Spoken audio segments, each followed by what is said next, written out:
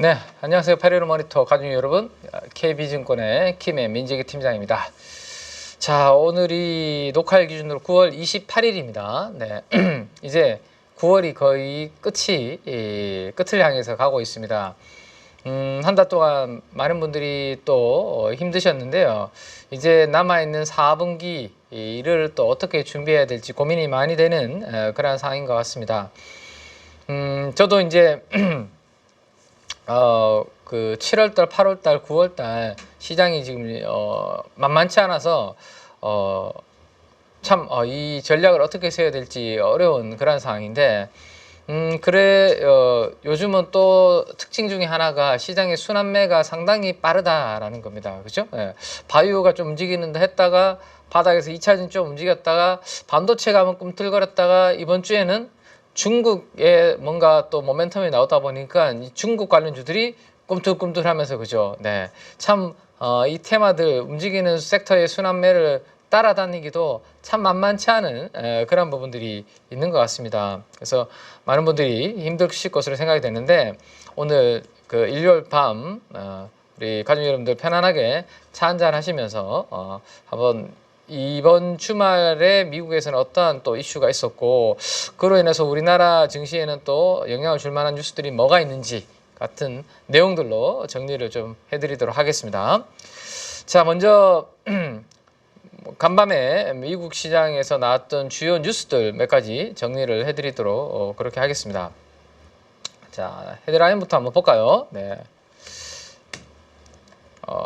잠깐만요. 네, 보시죠. 자, 일단 미국의 PC 데이터가 나왔습니다. 그죠? 네, 미국 PC 데이터가 나왔는데 뭐 그렇게 뭐 시장에 아주 큰 영향을 줄 만한 그러한 숫자는 변화는 없었다라고 보시면 될 것 같습니다.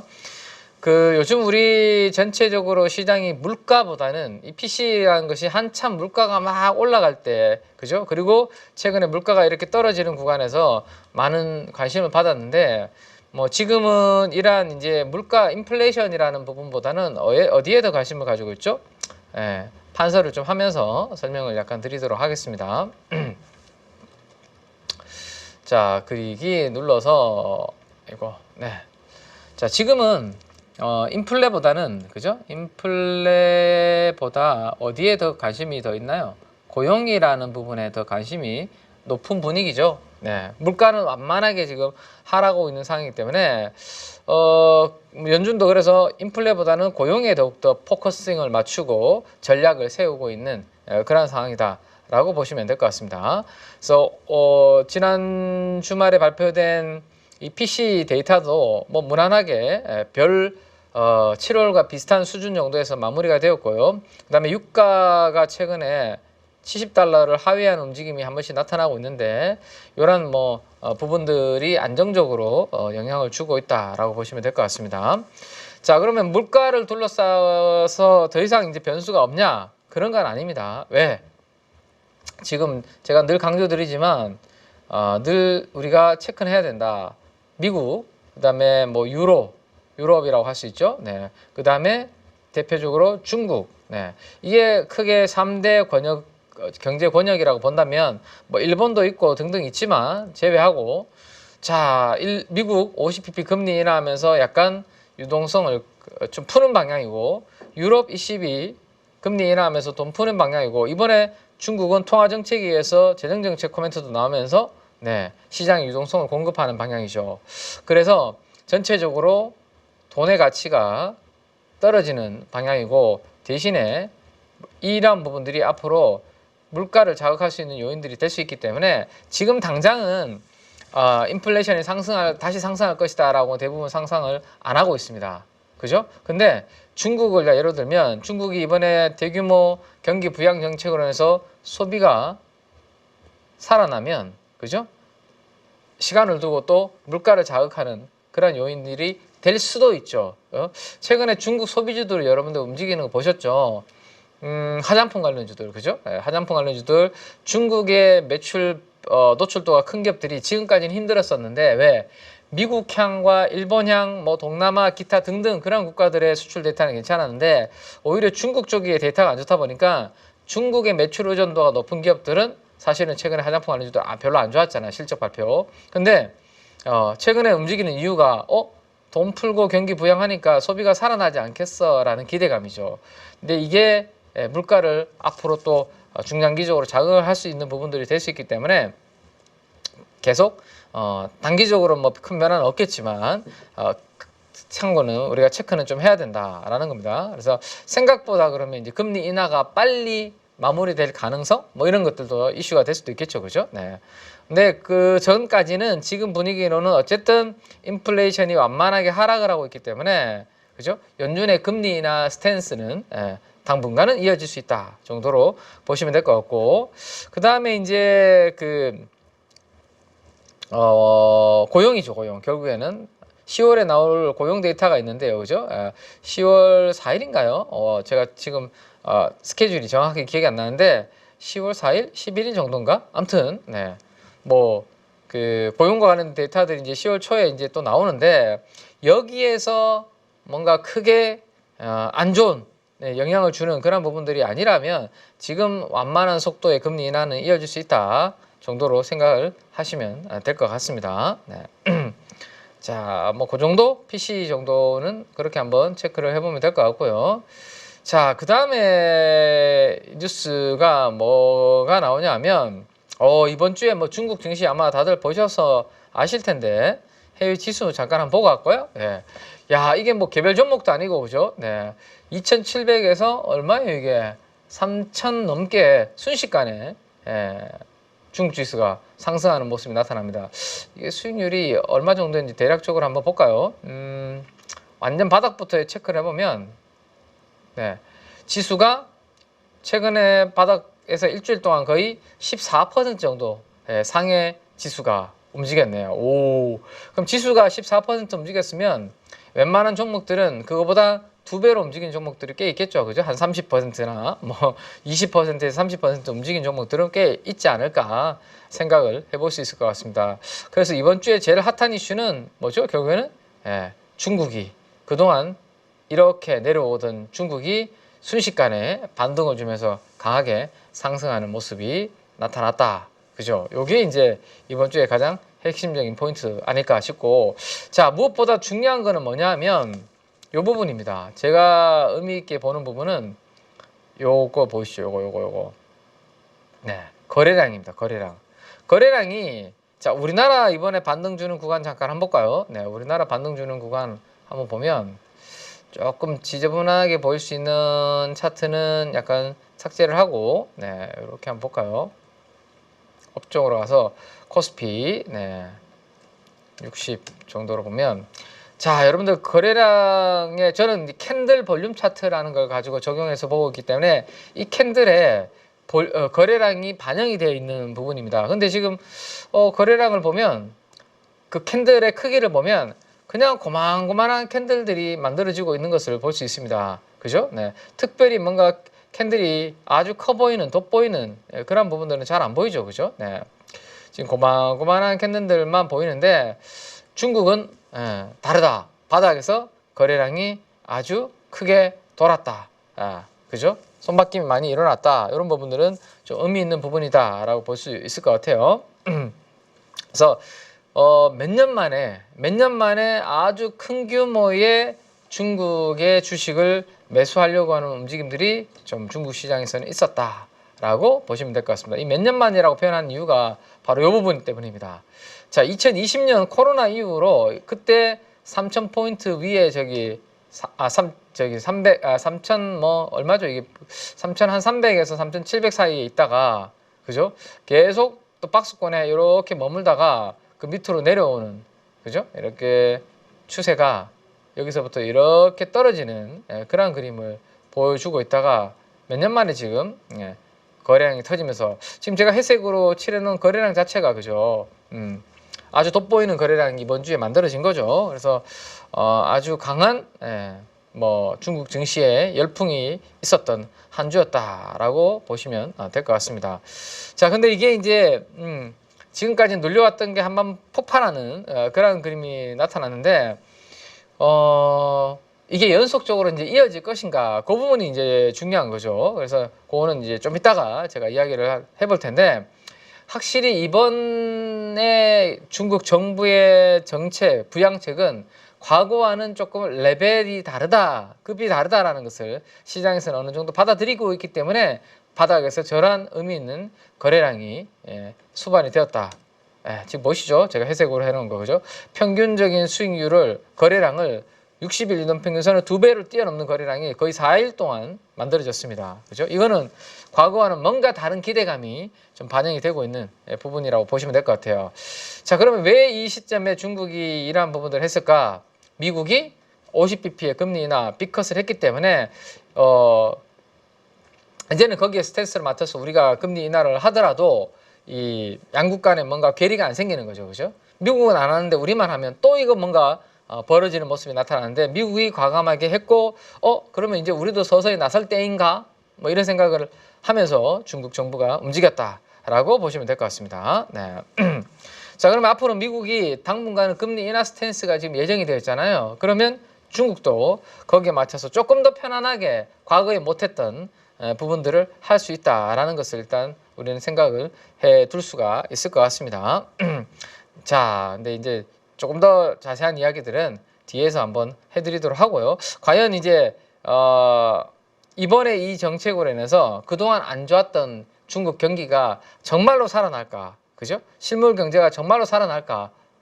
그거에 대해서는 사실은 지금 단계에서는 알 수는 없습니다. 물론 중국을 커버하고 있는 애널리스트 분들이 좀 긍정적인 코멘트들이 많이 나오고 있는 상황이긴 합니다. 일례로 우리 KB증권의 코멘트를 하나 보면, 뭐 중국 관련해서 긍정적인 이야기들이 지금 많이 나오고 있는 그런 상황입니다. 여기 보시면 중국 정책 효과 기대 뭐 그런 부분들이 많이 있죠. 그래서 이번에는 과거와는 다른 그런 힘이 있다.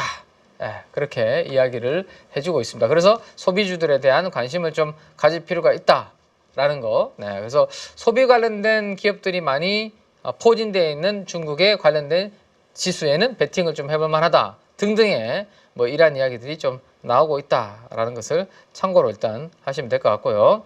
자, 그 다음에 월가에서는 또 어떤 뉴스가 나왔는지를 잠깐 보여드리면 요겁니다. 자, 중국이 부양책을 꺼내들었는데, 그렇죠? 부양책을 꺼내들긴 했는데, 리테일 인베스터라고 돼 있죠. 리테일 인베스터라는 것은 기관 투자가 아니라, 그죠? 기관 투자가들이 아니라 좀 개인 투자들을 이야기를 한다라고 보시면 됩니다. 개인 투자들한테 아직까지 중국 주식을 사는 데 있어서는 조금 충분하지 않다. 그죠? 뭔가 믿음을 주기에는 아직 좀 중국 부양책이 충분하지 않다. 뭐 그런 내용들도 나오고 있습니다. 그래서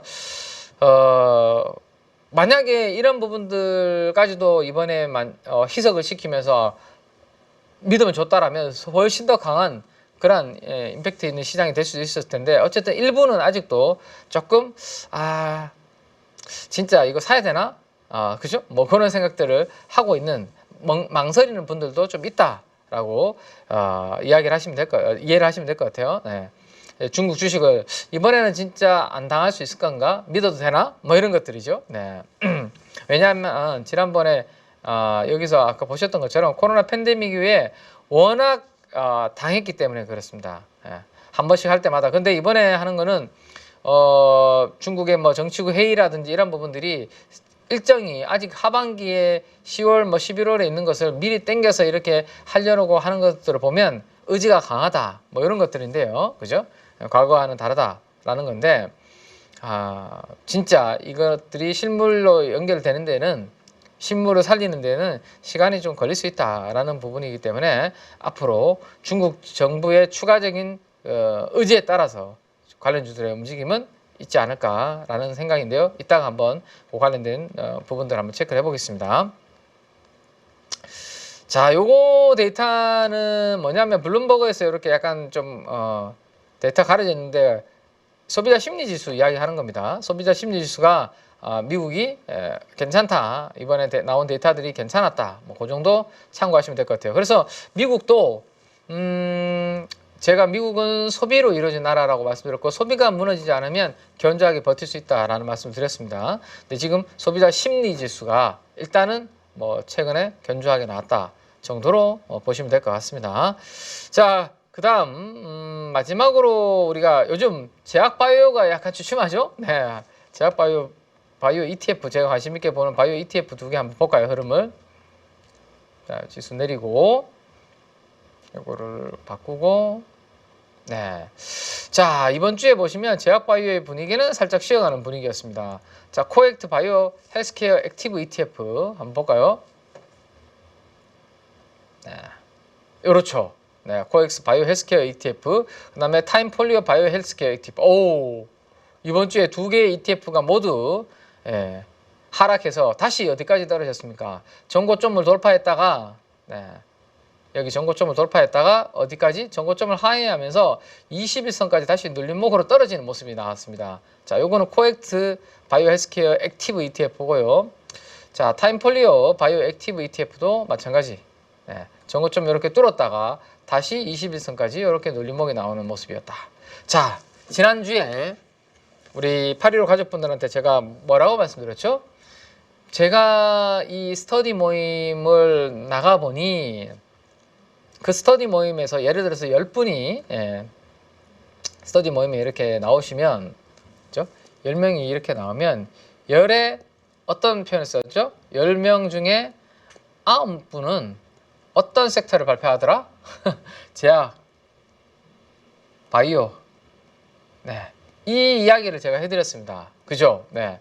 아니, 좀 다른 섹터도 있고 한데, 요즘에 스터디 모임에서 발표하는 종목들을 보니까 10에 9분, 8분은 다 제약 바이오를 발표하더라. 이게 약간 단기적인 과열을 의미하는 건 아닐까요? 라고 제가 화두를 던져드린 적이 있죠. 네. 그래서 저는 오히려 단기적으로 제약바이오가 신고가를 경신을 했는데 거기에서 따라서 추격하는 것은 반대다. 네.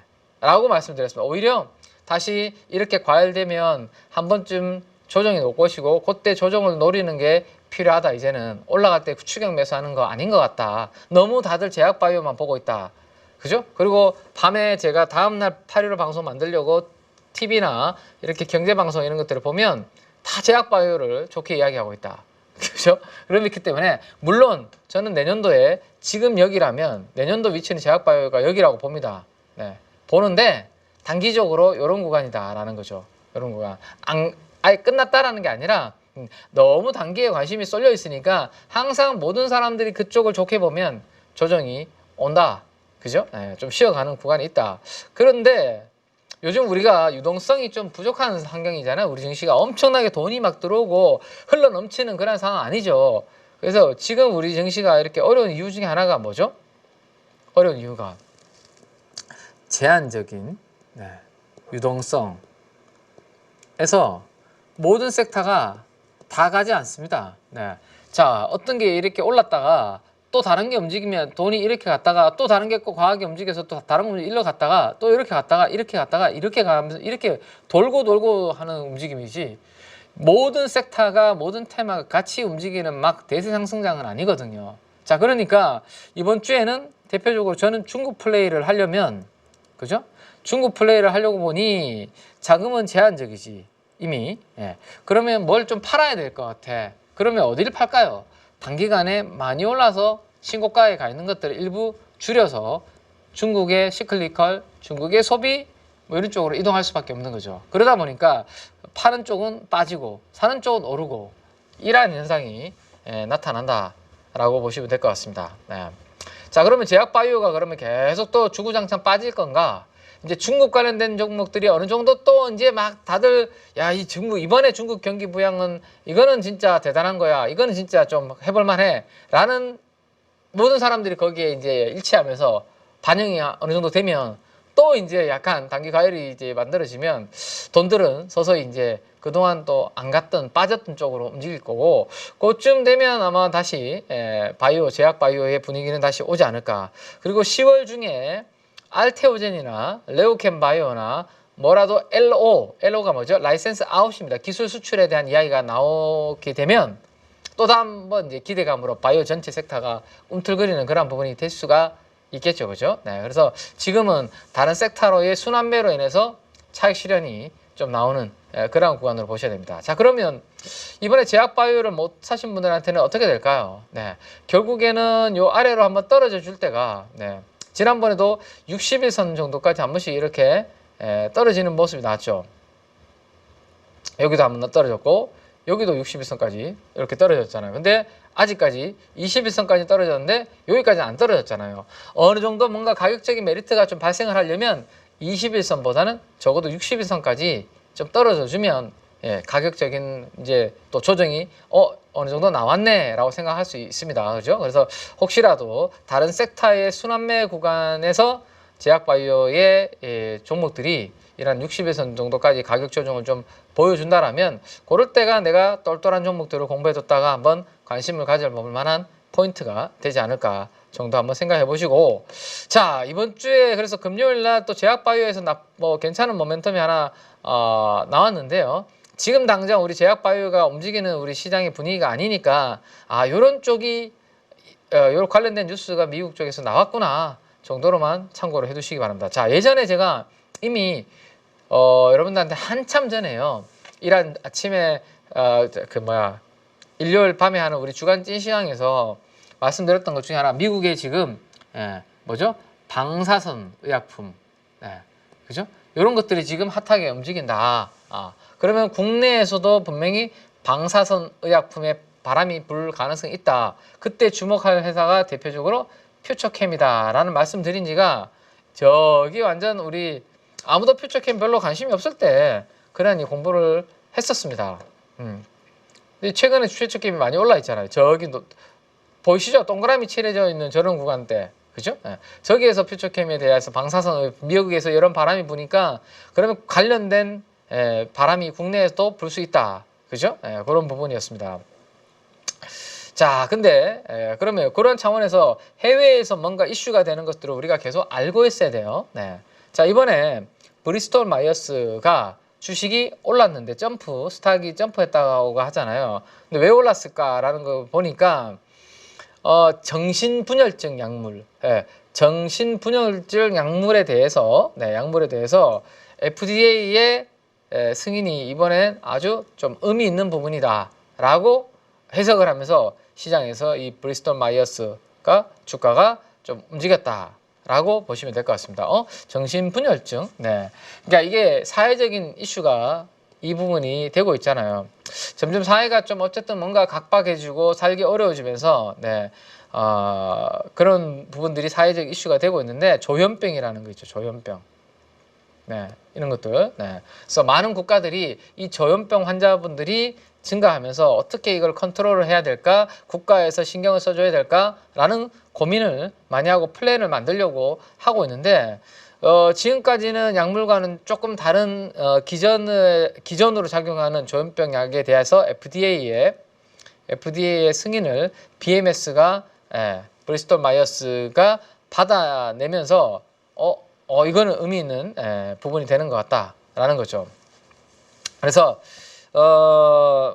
앞으로 조현병과 관련돼서 그다음에 이런 부분들에 대해서 사회의 관심이 높아지게 되고, 이번에 케이스로 인해서 이슈가 앞으로 있을 수 있다. 정신분열증 관련된 부분들에 대해서. 그럼 우리나라에서도 이 조현병과 관련된, 정신분열과 관련된 이런 쪽으로 뭔가 하고 있는 기업들한테 관심이 나타날 가능성도 있기 때문에 그런 부분들도 미리미리 어떤 기업들이 있는지에 대해서 체크를 해두실 필요가 있겠다.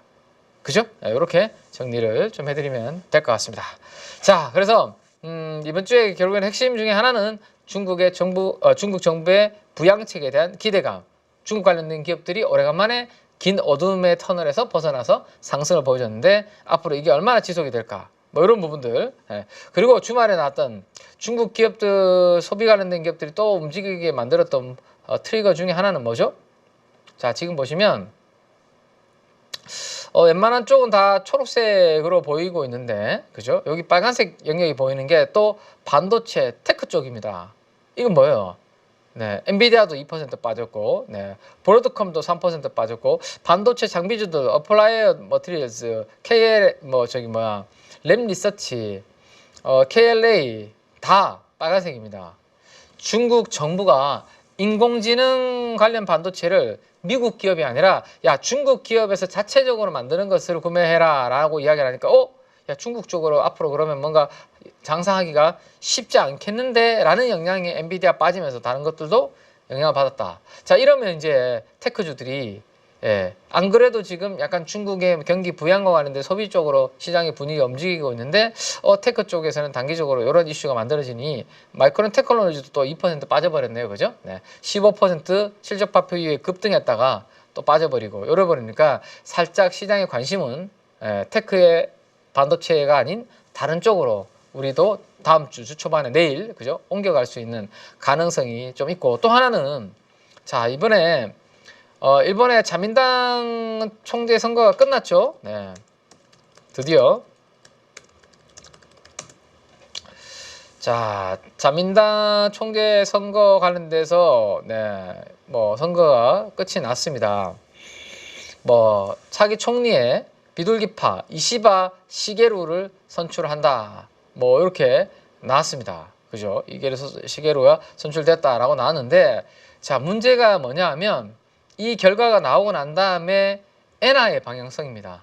자, 이게 위로 올라가야 엔화의 약세고 밑으로 떨어지면 엔화의 강세잖아요. 엔화의 강세는 우리가 시장이 좀 불편하게 느낄 수 있는 부분이죠. 뭐죠? 엔캐리 트레이드의 청산을 또 자극할 수 있는 부분이 됩니다. 최근까지 엔화의 이 약세로 다시 좀 회복이 되면서 엔캐리 트레이드가 이제는 조금 줄어들겠지, 청산이 줄어들겠지 라고 생각을 했는데 지난 주말에 있었던 이 선거의 결과로 인해서 엔화가 다시 엔화 가치가 급등, 엔화 강세 움직임으로 나타났기 때문에 요거는 빅테크들이 약간 엔캐리 자금의 청산과 영향을 받는 모습을 보였기 때문에 안 그래도 중국의 뭔가 이슈에도 주말에 빠졌었는데 엔화의 움직임에 따라서 조금 반도체 테크 섹터들, 빅테크들이 어떻게 움직일 건지에 대한 부분들 체크가 돼야 될 것 같고 다음 주에 거기에 우리나라 또 반도체 대형주들이 그나마 이번 주에 좀 움직였는데 그죠? 거기에서 어떤 영향을 받을 것인지도 체크가 좀 돼야 되지 않을까. 진짜 어렵죠. 너무 많은 변수들이 있다 보니까 좀 쉽지 않은 것 같습니다. 네. 자, 요거까지 한번 볼까요 이제? 네, 정리를 한번 해보죠. 자, 중국에서 불어온 훈풍이다라고 되어 있습니다. 24일 날 인민은행에서 지준율, 대출금리 인하 통해서 유동성 공급 계획, 대규모 경기 부양 패키지를 공개했고 26일 정치국 회의에서 이게 이렇게 뭔가 강하게 의지를 과거의 뭔가 일정보다는 좀 더 강하게 앞당겨서 이런 부분을 하다 보니 중국 경기 부양에 대한 중국 정부의 강한 의지를 재확인하면서 주말에 중국 증시가 더 강하게 움직이는 모습이었습니다. 그렇죠? 네. 자, 중국이 저렇게 경기 부양 의지가 강하니까 실물 경기의 선행지표로 여겨지는 닥터 쿠퍼라는 별명을 가지고 있는 구리 가격도 최근에 강하게 움직였는데 이 구리 가격과 중국은 약간 같이 움직이는 동행성이 있네요. 그죠? 네. 물론 금요일 날 밤에 구리 가격은 1% 약간 조정받긴 했는데 어쨌든 앞으로 구리 가격은 계속 체크가 돼야 될 것 같고 우리는 이번 주 중에 계속 제가 풍산 그다음에 LS 큰 종목들을 중심으로 이 말씀을 좀 드렸었습니다. 그죠? 네. 자, 통화정책과 재정정책 발표 이후에 중국의 증시는 이렇게 올랐었다라는 것을 보시면 되고요. 자, 10월달 주요 일정 국경절 연휴에 들어가는데 여기에서 이제 소비가 또 얼마나 이루어지는지 이런 것들이 아마 국경절 끝나고 난 다음에 아마 화장품이라든지 소비 관련주들 숫자 모멘텀이 좀 생기지 않을까라는 거. 자, 아까 이제 10월 초에 고용과 관련된 데이터 있다라고 말씀드렸는데 그 정도 한번 있는 거 가볍게 한번 보시면 되고. 자, 그러면 중국 관련된 쪽에서 포모가 지금 있을 수 있습니다. 왜? 하도 이게 코로나 팬데믹 이후로 중국 관련된 부분 증시 실망을 많이 했고 기대감 가졌다가 실망, 기대 가졌다 실망했기 때문에 이번에도 아니겠지 라고 했는데 하다가 지금 많이 움직여 버렸잖아요. 그죠? 그래서 이게 또 포모 현상, 나를 두고 영원히 떠나가 버릴 것 같은 그런 느낌이 들 수 있는데 사실은 내가 이걸 할 거냐 안 할 거냐 선택을 하셔야 됩니다. 왜? 어쨌든 부양책이 나왔지만 이거 진짜 나중에 실물 경제 개선으로 이어질지는 지켜봐야 되는 부분이거든요. 그래서 나는 그것까지 보고 예를 들어서 PMI PMI 지표 중에 국영기업들 중심으로 하는 MBS PMI가 있는데요. 요거는 이게 52로 적어도 올라와야 중국의 내수 경기가 어느 정도 살아나는 것을 우리가 알 수 있지, 아직까지는 지금 이제 막 시작이기 때문에 알 수는 없죠. 그래서 지금은 기대감이 선방돼서 먼저 움직이고 있는 거다라고 보시면 될 것 같습니다. 네. 자, 그래서 그 구간에 내가 과감하게 할 것이냐, 아니면 경기 조금 살아나는 거 지표들이 확인되면 그때 나는 하겠다. 이 선택을 해야 되는 거예요. 선택을. 그죠? 네. 선택을 해야 되는데, 만약에 그래도 한다라면 저는 이번 주에 우리 8.15 가족분들한테 무슨 말씀을 드렸었냐면 요 이야기를 드렸던 것 같아요. 뭐죠? 그래도 만약에 내가 좀 하고 싶다면 화학업종 중에 하고 싶다면 롯데케미칼, 대한유화가 제일 싸다. PBR은. 그죠? 제일 싸다. 싼 걸 선택해도 된다. 제일 싼 거. 왜? 많이 제일 싸고 제일 빠진 게 일단 튀어오르니까. 그게 하나가 있고, 방법이 투자 성향에 따라서 나는 근데 적자 2분기에 다 적자 났고 뭐 3분기도 실적 별로 좋을 건 없잖아요. 그러면 숫자가 그래도 어느 정도 좀 있고 안정적인 걸 나는 고르고 싶다, 실적이. 그러면 제가 선택 중에 하나가 금호석유가 될 수 있다라는 말씀 드렸습니다. 그죠? 금호석유도 PBR도 역사적인 밴드 하단부에 금호석유도 있다. 예. 근데 이 종목은 고무 가격도 좋고 수요보다 공급이 아직은 밑에 있기 때문에 안정적인 흐름을 좀 보일 수 있다. 재고도 낮고, 그죠? 재고 낮으니까 가격은 강하고, 그러면 금호석유가 그래도 좀 실적이 있는 종목으로 편안하게 뭐 대응할 수 있는 후보군이 될 수 있다. 뭐 이런 말씀을 드렸는데, 자, 그 다음에 이제 또 하나 우리가 만약에 이거는 어쨌든 여러분들 투자 성향에 따른 선택이다라고 말씀드렸습니다. 나는 제일 빠져 있는 거, PBR 제일 낮은 거, 제일 쩔어 있는 거, 그죠? 이런 것들 어쨌든 롯데케미칼이나 대한유화가 되게 가볍게 움직이잖아요. 빈집, 수급은 빈집 상태에서. 네. 근데 난 좀 안정적으로 보고 싶다? 그럼 숫자 좀 있는 거. 자, 근데 나는 순수 석유학은 좀 싫어. 뭔가 성장의 모멘텀이 붙어 있는 게 난 좋아. 라고 하시는 분들은 결국에는 이런 것들을 보시는 게 좋을 수 있죠. 어떤 거죠? 네. 요겁니다. 자, 화학가. 원래 화학은 하고 있는데, 그죠? 근데 이제 최악에서 중국의 경기 부양책 기대감으로 센티가 약간 좋아지고 있는 게 하나가 있는데, 화학 말고 다른 첨단 성장 산업 쪽으로 하고 있는 거. 결국에는 2차전지, LG화학 같은 경우는 뭐를 하고 있죠? 양극재라든지 다른 첨단 소재를 하고 있습니다. 그죠? 그래서 이쪽도 좋아질 기대감이 있는데, 최근에 2차 전지도 어쨌든 바닥을 조금 다져주는 그런 부분들이 나타나고 있죠. 바닥을 다지는 그런 부분들이 있습니다. 그래서 첨단 소재 부분이 앞으로 좀 좋아질 수 있는 부분들 보시는 게 좋을 수 있다라는 겁니다. 근데 LG화학의 그러니까 순수 석유학보다 순수 석유학 플러스 뭔가 성장의 모멘텀이 붙을 수 있는, 근데 그 성장 쪽이 최악은 조금 지나가는 모멘텀이 된다라면 자, 사모펀드 수급, 연기금 수급, 투신의 수급, 모든 기관 투자자들의 수급이 최근에 이렇게 들어오고 있네요. 아직 외국인들은 안 들어오고 있는데, 그죠? 자, LG화학의 그러면 위치를 우리가 마지막으로 한번 확인을 해보면 이런 그림들이 될 수 있습니다. 쭉 내려가면 밴드 차트가 이렇게 나오죠? 한번 보세요. 일단 PBR 밴드 차트로 가지고 한번 그려서 한번 보시죠.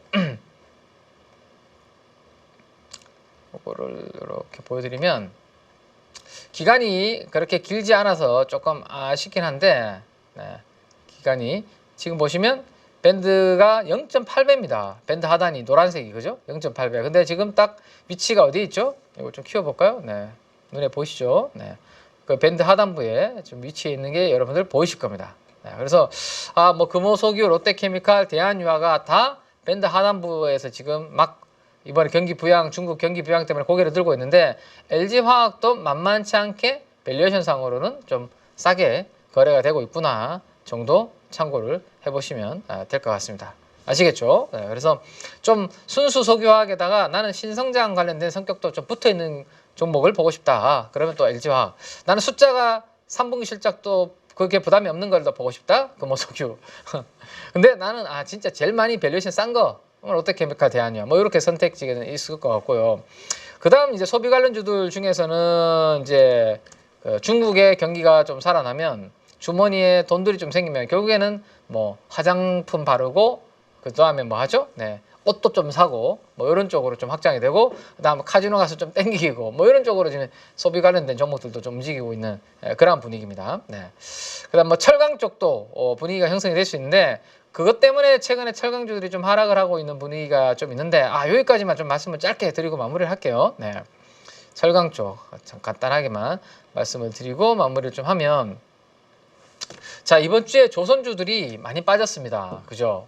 근데 과거에 중국의 경기가 좋아진다는 분위기가 형성되면 조선은 중국 관련주로 인식이 됐기 때문에 사실은 괜찮았거든요, 주가가. 근데 중국 관련주들이 막 경기 민감주들 시클리클 움직이는데 이번 주에 특히 금요일 날 주가가 많이 빠졌어. 두 가지 이유가 있다라고 보시면 될 것 같습니다. 자, 첫 번째는 유가가 하락을 했습니다. 조선주는 그래 유가 플레이지 유가가 오를 때 조선주 좋고 유가 빠질 때 조선주 안 좋지 라고 공식적으로 생각하시는 분들이 여전히 많은데 제가 유가는 뭐라고 말씀드렸죠? 70달러와 90달러의 밴드에서 움직일 거다. 경기 침체가 아니라면 지금 중국 경기가 좋아져서 중국 경기 좋아진다고 지금 시장 오르면 경기 침체 안 오는 거잖아요. 그죠?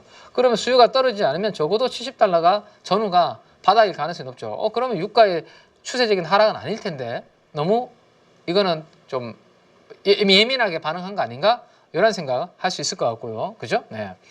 자, 국제 유가 하락. 그리고 과거 대비해서는 유가에 그렇게 민감하지 않습니다. 조선주가. 물론 유가의 방향을 보면서 하시는 분들이 여전히 많긴 하죠. 그 다음 중국의 경기가 부양이 되면 그죠? 석유화 가격들이 올라올 것이고 수요가 살아나면 그 다음에 뭐 투자가 많이 이루어지면 인프라 투자도 있고 뭐 건물도 다시 부동산도 좋아지면 결국에는 철강석 가격 오르면서 철강 가격도 오르지 않을까? 이거를 생각하는 거잖아요, 이거.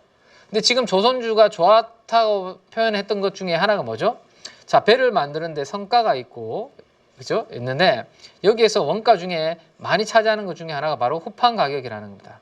두꺼운 철판을 배에 붙여서 배를 만드는데 이 후판 가격이 아주 싸다라는 거죠. 최근에 워낙 철강 업황이 안 좋았기 때문에 그죠? 그러면 배를 만드는 가격은 비싸게 받는데 원가는 적게 들어가니까 이만큼 마진이 좋아지네 조선주들은. 그래 실적 잘 나오겠네. 이런 스토리가 또 하나가 있었는데 야 중국의 철강 가격 이제 올라오면 후판 가격 올라가면 조선주들 마진 줄어드는 거 아니야? 너무 또 예민한 거 아닌가라는 생각이 드 저는요. 네. 왜냐하면요, 이거 후판 가격은 하향 안정세라고 이렇게 되어 있는데 이게 만약에 올라온다고 하더라도 그죠? 올라온다고 하더라도 지금 신조성과가 어디에 위치해 있죠? 거의 역사적 신고가에 거의 다가가고 있습니다. 그 이유는 뭐예요? 배를 만들고 싶어도 배를 만들 수 있는 사람들이 많으면 그죠? 많으면 야 이제 후판 가격이 좀 올라가고 이러니까 우리 좀 뭐라 해야 되나? 그러니까 공급할 수 있는 회사들이 많으면 가격이 이제 좀 영향을 받을 텐데 지금 배를 만들어 줄 수 있는 회사가 대표적으로 중국, 일본, 한국밖에 없습니다. 그러면 우리 기업을 볼 때 뭔가 원가가 올라갔을 때 그 원가가 올라간 것을 가격 전가를 할 수 있는지 가격에 전가를 할 수 있는지 없는지가 중요한 또 경쟁력이 되죠. 헤게모니가 됩니다. 근데 배를 주문하는 사람들은 많아. 앞으로 중국의 물동량이 늘어난다면서요. 지금 중국 경기 살아나면 그죠? 예를 들어서 그럼 배를 더 발주를 내고 싶어. 근데 배를 만들어 줄 수 있는 나라가 세계 세 개밖에 없네.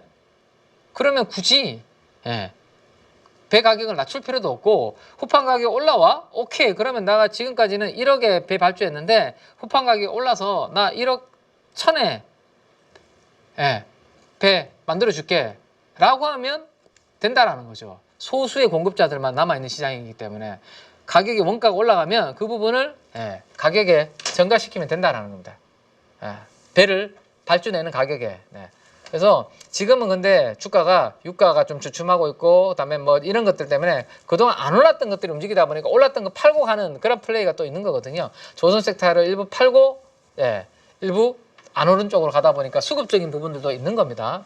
뭐 돈이 많으면 조선주 그대로 두고 다른 거 사면 되는데 돈이 없으니까 조선주 많이 오른 거 안 빠진 거 팔고 이쪽으로 가는 그런 수급적 요인도 있다. 그래서 길게 보면 결국에는 조선도 이번 3분기 비수기 구간이 이렇게 이러한 이유들로 주가 조정을 많이 받으면 또 한 번에 또 기회가 올 수 있다 정도로 정리를 좀 해두시면 여러분들한테 도움이 좀 되시지 않을까 싶습니다. 마지막으로 지난주에 제가 말씀드렸던 저희 제가 활동하고 있는 프라임클럽 이 투자 콘서트 10월 26일 이화여자대학교 이화여대에서 10월 26일 날 3시간 동안 저희 투자 인사이트에 대해서 이제 같이 공부하는 시간을 준비를 했는데요. 금요일까지 2,200분 정도가 신청을 하셨습니다. 그래서 아마 8.15 가족분들 중에서도 프라임클럽 또 무료 회원 또 이든지 유료 회원 가입하셔서 아마 이 콘서트 오시고 싶어서 신청하신 분들이 계실 텐데요. 혹시라도 다음 주에도 이 콘서트에 오시고 싶은 우리 8.15 가족분들이 계시다면 KB증권의 프라임클럽에 뭐 무료로 하셔도 상관없습니다. 무료 회원으로 가입하셔서 투자 콘서트 신청하면 제가 웬만한 분들은 또 초대를 다 해드릴 수 있으니까 그 부분까지 참고하셔서 결정하시면 되겠습니다. 자, 이제 다음 주면 이제 9월 마지막 하루 거래일 남았는데 이제 10월을 준비해 봐야 되는데요. 다음 주 월요일부터는 또 10월을 어떻게 준비할지를 잘 고민해서 우리 가족 여러분들한테 도움을 드릴 수 있게 준비를 하도록 하겠습니다. 일요일 밤 남은 시간 꿀잠 주무시고요. 저는 내일 아침 일발 장전 시간에서 뵙겠습니다. 지금까지 KB증권의 김앤 민재기 팀장이었습니다. 감사합니다. 금리 인하는 우리에게는 기회입니다. 돈을 벌 수 있는 기회죠. 우리 포트폴리오에는 변화되는 주도주를 가지고 올 수 있게 하겠습니다. 일각에서는 그런 얘기들을 많이 하세요. 주도주 같은 경우가 뭐 천차만별로 이렇게 왔다 갔다 하는데 실제 이게 뭐 우리 포트에 가지고 올 수 있냐? 누구나 할 수 있습니다. 기초 VOD 강의가 먼저 진행되고요. 주 2회 라이브를 통해서 지금 변화되는 시장에서 바로 수익을 볼 수 있게 종목들을 추려서 진행을 할 예정이고요. 함께 돈을 벌기 위해서 준비했습니다. 저와 함께라면 충분히 가능하다는 말씀을 드립니다.